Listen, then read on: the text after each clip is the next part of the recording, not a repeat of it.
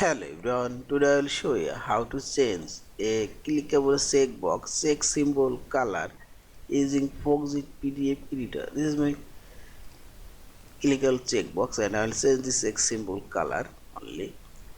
Select form option this menu bar and now click on this select option down arrow and select annotation and drag your mouse or select your text box and click right button for your mouse cursor and select properties option and properties dialog box go appearance option and here you will find this text color option, that means check mark color. Now you can change it and see this one. Yeah, also you can add other color for it, custom color you can select here and so on.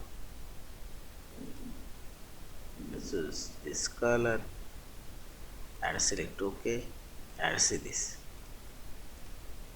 Yeah, this is, and finally select this file option, save or save as your fillable PDF form. Thank you for watching. Please subscribe, like, share and comment.